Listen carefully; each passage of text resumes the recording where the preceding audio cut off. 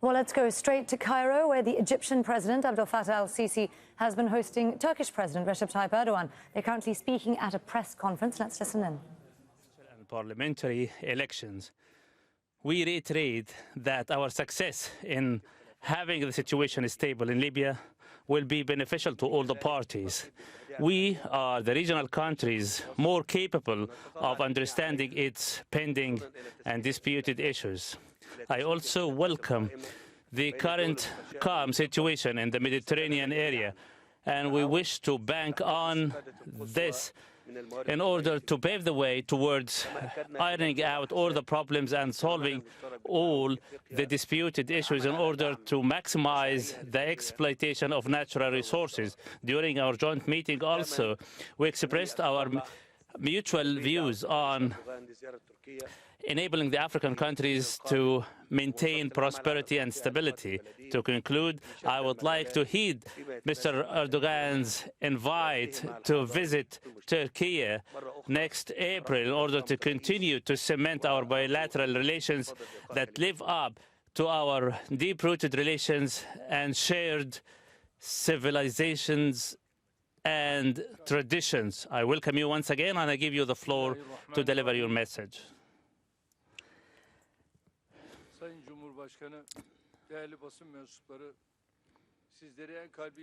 Thank you. In the name of God Almighty, the Omnipotent, the Merciful.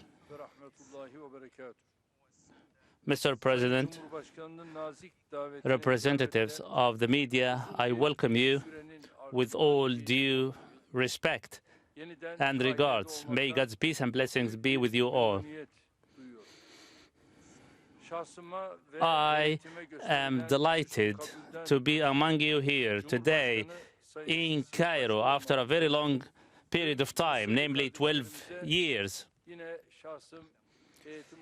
I extend all thanks and appreciation to His Excellency, President Abdel Fattah el-Sisi, and the Egyptian delegation for the warm reception. Before delving in the details of our joint meeting today, I would like to express my heartfelt wishes for the speedy recovery of all those who have fallen injured in the Turkish city of Erdogan, where 9 people were killed. Also, some of the mine workers have lost their lives, and as we speak, the search and rescue operations are underway.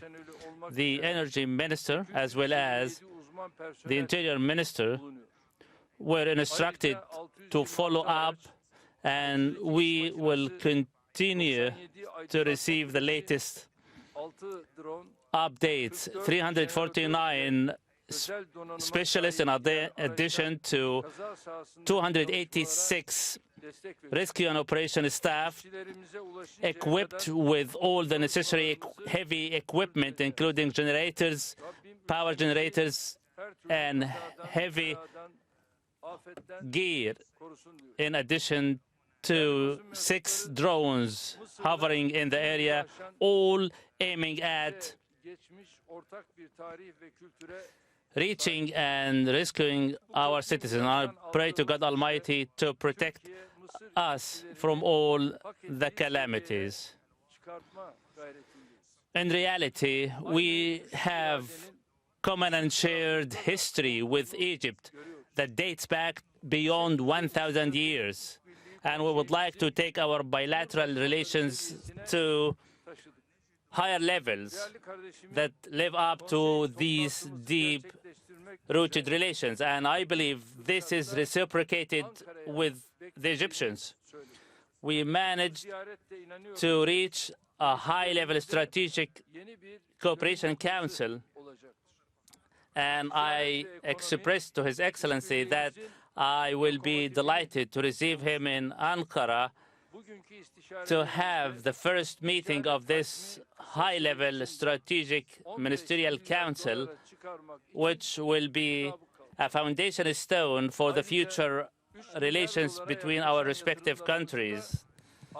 Today, we also discussed and shared the views that we should reach $15 billion of trade volumes. We are also adamant to increase our exportations to Egypt within the limits of $3 billion at the moment.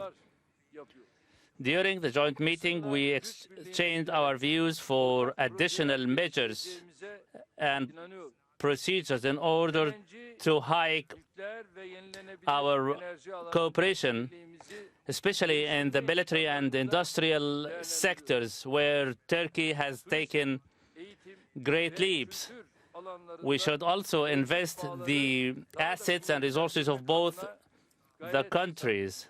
Cooperation can be also achieved and even boosted in the energy sector, tourism, education, culture, and we will spare no effort in this direction.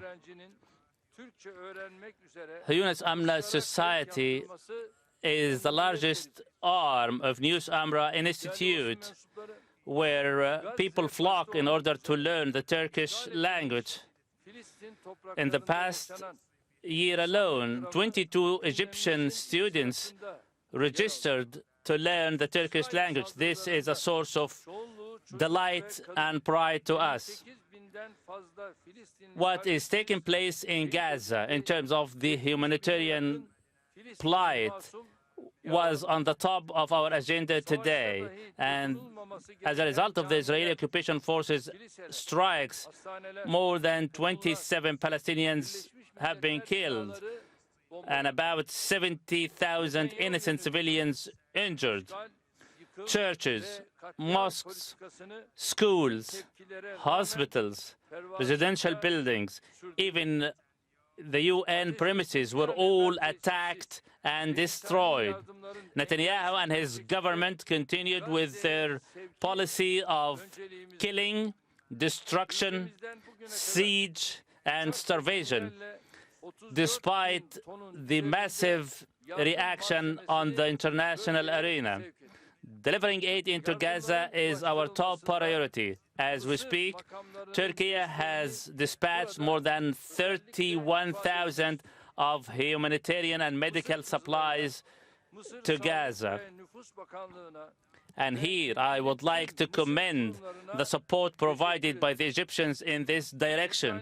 And I thank the Egyptian Red Crescent, the Egyptian Health Ministry, and all concerned.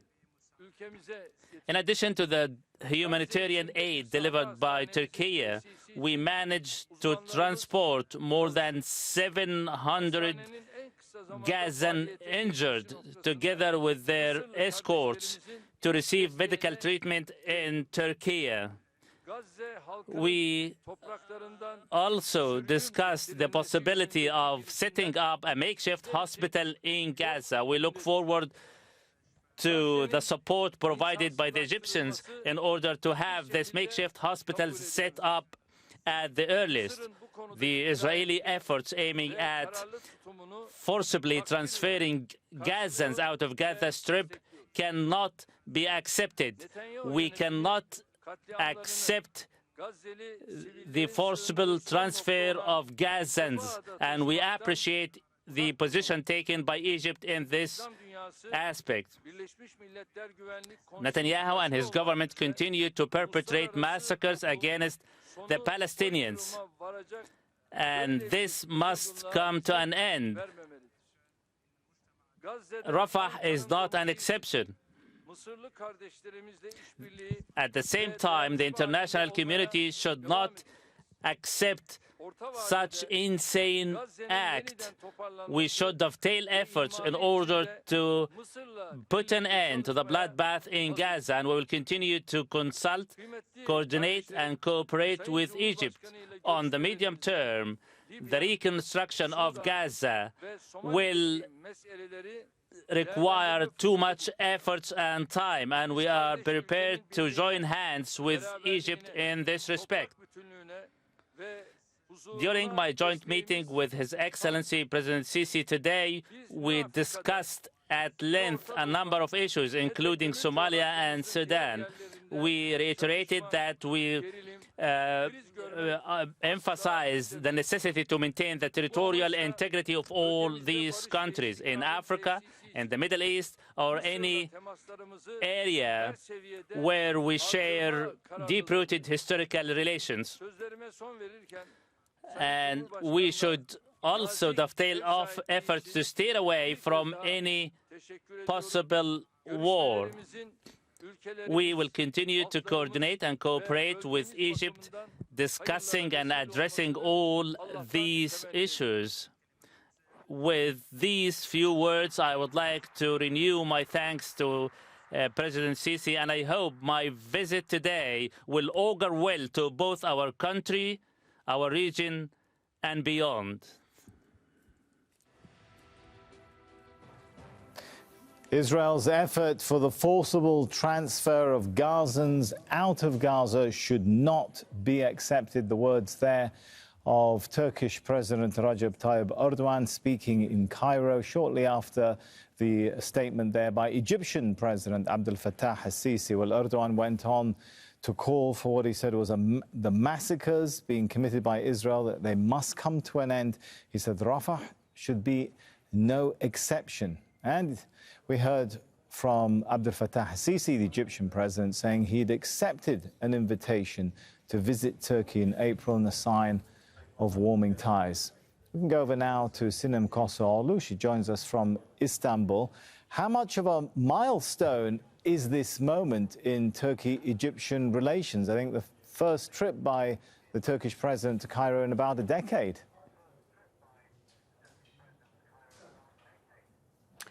Well, comparing to what happened within the last 10 years, Sami, it's a 360 degrees of a mouth turn. But of course, there is a reason for this, for both countries and for both leaders to make this a mouth turn, not only for their own national benefits, but also for the necessity for the stability of the region. First of all, let me begin with Turkey. It was only President Recep Tayyip Erdogan who didn't want to recognize the government of President Abdel Fattah el-Sisi, and he has been calling him names, as well as President Sisi calling President Erdogan names. But since 2019, in Turkey, we have seen that Turkey is trying not to get involved in the domestic politics of its neighboring region. And let's not forget, Egypt is a very important trading partner with Turkey. Turkey sees Egypt as its gate opening to Africa, and they were very strong trade partners with Ro-Ro ships traveling from southern Turkey to Egypt ports, bringing goods from Turkey and Cairo back and forth. And during President Mohamed Morsi's time, many were expecting that there would be a Cairo-Ankara axis, and it was interrupted because of the disengagement between Erdogan and Sisi. However, because Turkey didn't support President Sisi's presidency, but the Gulf countries, mainly UAE and Saudi Arabia, who are also strong economic partners of Turkey, supported Egypt, Turkey felt isolated. And also Egypt's engagement with Israel, Greece and Cyprus in the Eastern Mediterranean natural gas exploration, Turkey again was isolated, and Turkey signed a maritime zone deal, delimitation deal with Libya. Of course, that sparked tension in Egypt too. But right now, especially when you consider Libya, where two countries have conflicting national interests, both countries need territorial integrity in the country. That's why they need to find a solution in Libya for their own benefits. And Turkey needs a solution to be a partner, to be a player in the Eastern Mediterranean energy exploration. And above all, the two countries are focusing on what's happening in Gaza. The war in Gaza bothers both leaders, and their priority is to find a solution in Gaza. But of course, listening to the press conference by the two leaders, it seems the Egyptian side is focusing more on the bilateral relations, while Turkey is after more regional commitment, engagement from Egypt in this case. Back to you.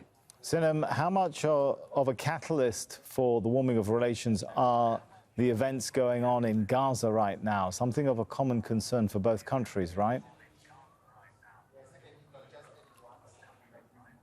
Definitely. It has been the main catalyst, especially considering that we were expecting President Sisi to Turkey even after last year's general election, but it was postponed somehow. And today he said that he will be coming and visiting Ankara in April, within more than a month.